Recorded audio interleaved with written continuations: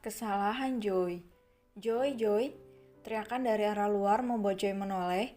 Dia turun dari ranjang rumah sakit dan berdiri di ambang pintu. Manik bulatnya melihat sang Dedi yang melangkah menjauh sambil memanggil namanya. Karena kasihan, Joy menoleh pada wanita yang ada di atas ranjang. Joy pergi dulu ya, makasih coklatnya. Sama-sama, bye Joy. Bye juga. Ucap bocah itu kemudian berlari mengejar sang Dedi yang mencarinya sepanjang lorong. Dedi, panggilnya. Yang sontak membuat Sebastian menoleh. Dia membulatkan maniknya tatkala melihat saat putri yang berlari ke arahnya sambil merentangkan tangan. Jangan lupakan wajahnya yang penuh dengan coklat.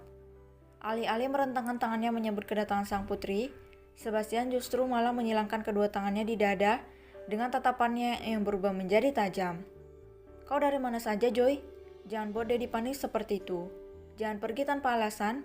Jika Dedi bilang tunggu, maka kau harus tunggu. Seketika Joy berhenti melangkah. Dia menghadap menatap Sebastian dengan menahan tangisnya. Apa? Joy salah, jangan seperti itu lagi. Jangan membuat Dedi panik seperti itu. Dedi galak, ucap Joy kemudian berlari melewati sang Dedi. Hei mau kemana? Tanya Sebastian menatap pantat sang putri yang bergoyang tidak karuan. Joy, hei jangan menangis. Sebastian sedikit panik tatkala dia mendengar suara isak tangis dari anaknya itu. Joy, hei tunggu Dedi, jangan menangis seperti itu. Nak. Bruk, Joy jatuh tengkurap tatkala dia berlari kencang. Tangisnya pun semakin meledak. Sebastian berdecak, dia segera menggendong sang putri. Nak kan jatuh, makanya kalau Dedi bilang itu didengarkan. Joy, ini kupingnya masih berfungsi kan? Hiks, maaf dong. Minta maafnya yang betul, tatap mata Dedi. Joy yang belepotan dengan coklat itu menatap sang Dedi. Maaf, jadi tadi dari mana? Dari Ani. Anu, itu ada auntie yang punya makan. Joy, jangan mendekati seseorang meski mereka punya makanan yang kau sukai. Bagaimana jika mereka adalah penculik? Tanya Sebastian sambil melangkah. Salah satu tangannya merogoh sapu tangan untuk membersihkan wajah sang anak. Jangan ya. Api yang tadi bukan penculik kok. Iya, bagaimana jika suatu saat bertemu penculik? Joy kan pintar. Iya pintar, tapi harus hati-hati. Siapa tahu yang tadi juga penculik. Dia hanya modus. Joy menggeleng. Kalau penculik nanti kan bisa ditangkap. Yang tadi uga sedang sakit, jadi ndak bisa nyulik. Sebastian menghela napasnya dalam. Turunan Nana harus Nana yang ngomong. Berniat jalan-jalan di taman dan menikmati angin segar. Namun begitu Joy melihat ada manusia lollipop di seberang jalan, dia meminta sang Dedi untuk mengajaknya ke sana. Rengekan demi rengekan didengar oleh Sebastian. Dada jajan kok, lihat aja. Joy suka kibul masa lihat doang, nanti lihat ada lollipop ngacai. Catu aja deh, ucap bocah yang sedang dituntun oleh pria bertubuh besar. Dia mengada bernegosiasi dengan sang Dedi yang terus mengajaknya melangkah. Joy capek jawan-jawan cini mulu deh, aku ke sana. Kesana juga jalan sama saja jadi di sini saja. Capek ini kakek Joy muter mulu. Sebastian menunduk, dia bahkan berhenti melangkah untuk bisa melihat wajah sang anak yang mengajaknya bernegosiasi. Ya, Auntie Joy ndak bobo sama Mommy lagi. Jangan kibul ndak ibul. Auntie Joy bobonya sama bibi aja ndak sama Mommy. Bocah gembul itu mengada masih mencari kesempatan agar sang Dedi mengajaknya ke tempat itu. Ya Dad, itu aja. Lihat aja ke sana. Makan dikit acuh. Sebastian tertawa, dia gemas dengan tingkah putrinya. Membuatnya menggendong bocah itu seketika. Bisa aja dasar bocah. Gumamnya menimbang Joy dan membuatnya merasa kegelian dengan menggesekkan kepala pada perut bocah itu. Geli Dedi. Ayo emam. Iya mam mulu tapi janji ya jangan tidur dengan Mommy. Iya. Pada akhirnya Sebastian selalu kalah dengan pesona anaknya. Dia kembali mengajak sang anak ke sebuah kafe lollipop. Mau apa? Kue kacang aja. Satu ya kan udah janji. Lollipopnya satu. Ucap bocah itu memohon. Tidak lupa dia memberikan kecupan di pipi sang Dedi sehingga Sebastian berdehem. Oke deh, ucapnya pada akhirnya. Kue kacang 2 dan 1 lollipop mini. Tolong antarkan. Baik tuan. Sebastian berbalik menatap ke sekeliling. Mau duduk di mana? Cana. Tunjuk Joy pada salah satu sofa di dekat jendela. Membuat Sebastian memilih ke sana. Namun ketika Sebastian duduk, dia merasa tidak nyaman dengan perutnya yang terasa begah. Dia menatap sekeliling, kafe ini penuh dengan anak-anak dan orang tua mereka. Kenapa, Dad? Tanya Joy. Tidak apa-apa, jawab Sebastian. Batinya berkata, aku rasa tidak apa-apa, kentut sedikit, lagi pula aku biasanya tanpa suara. Dan setelah keputusan itu terdengar bunyi, dut.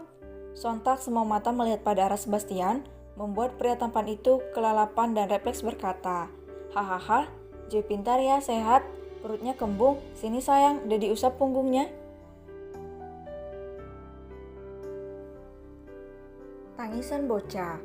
Didi ndak boleh gitu, jelek tau ih, maca Didi yang tut Joy yang dibilangin. Anak itu tidak henti-hentinya menyalahkan sang Didi yang membuatnya malu, di mana di sana ada anak-anak lain yang menertawakannya. Mau dibawa kemana muka imutnya jika bertemu dengan mereka lagi? Jo Manda mau digendong Dedi lagi? Lah ini apa? Kan sedang digendong Dedi, ucap Sebastian yang dengan sabar menggendong bocah berperut buncit itu, di mana Joy hanya menatapnya dengan tatapan yang tajam. Sebelum akhirnya dia memeluk leher sang Dedi sambil berucap, kan capek udah mau masa jalan. Ya udah ya, Dedi minta maaf. Joy makan lucu kalau kentut juga. Lah Dedi kalau kentut malah digebukin orang. Emang Joy mau Dedi digebukin orang? Joy akhirnya menggeleng. Maafin Dedi ya. Ya udah nanti Joy minta itu ya. Apa? Yang di tas? Ini kan kue buat Mommy. Beli Agi. Udah ini perutnya udah gede gini. Iya udah. Ucap Joy memilih kembali menyangga kepalanya di bahu sang Dedi, yang mana membuat batin Sebastian menjerit.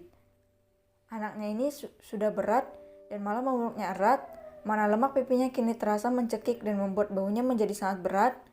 Joy, kau benar-benar harus diet. Nanti aja kalau udah gede. Dia dasar tukang makan, ucap Sebastian mendaratkan ciuman di pipi sang anak. Satu kata yang mendeskripsikan Joy, dia itu lucu, menggemaskan. Kembali ke tempat sang istri di mana sedang dirawat, ternyata istrinya itu sedang terlelap. Eva memberi isyarat pada dua orang yang baru saja masuk itu kalau majikannya baru saja tertidur. Jangan berisik ya, Mommy sedang tidur. Joy juga mau tidur sama Mommy, di sofa saja dengan Dedi. Ndak au, ucap Joy memberontak. Sampai akhirnya dia turun dari pangkuan Dedinya dan berlari ke arah ranjang sang Mommy. Apa nih? Tanya Nana terkejut. Astaga, mimpiku Daniel. Ini Joy Autidul, ya udah sini. Ucap Nana memeluk sang anak erat, yang mana membuat Joy menjulurkan lidahnya pada sang Dedi di sana karena dirinya bisa memeluk mominya. Eva keluarlah. Baik tuan. Lalu tidak lama kemudian Sebastian menyusul Joy di sana.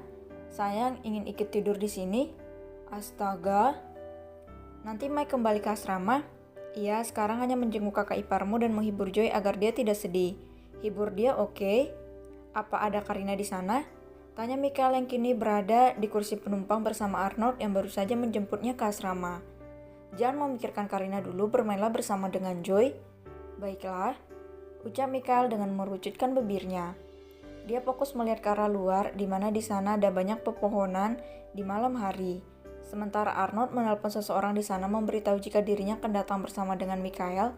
Bisa-bisa dia dihabisi oleh cucunya jika tidak mengatakan akan datang bersama dengan Mike. Mengingat Joy selalu mempersiapkan penampilan terbaik untuknya. Michael, halo Bas, Dedi akan ke sana bersama Mike. Ya, Dedi membawanya untuk sehari ini, dia akan kembali besok jadi bisa bermain dengan Joy dahulu. Arnold terdiam sesaat menunggu putranya berbicara. Ya, beritahu saja Joy, dia pasti suka dan bahagia jika pamannya datang. Setelah menutup panggilan, Arnold kembali berkata, nanti bermain dengan Joy ya. Oke, jawab Michael yang lebih tertarik pada pepohonan di luar sana. Namun sesuatu tidak berjalan dengan rencana.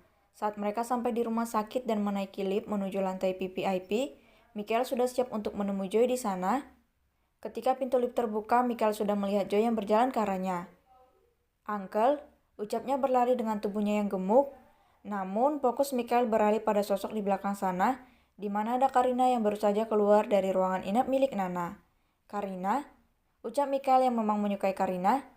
Dia berlari melewati Joy yang merentangkan tangannya.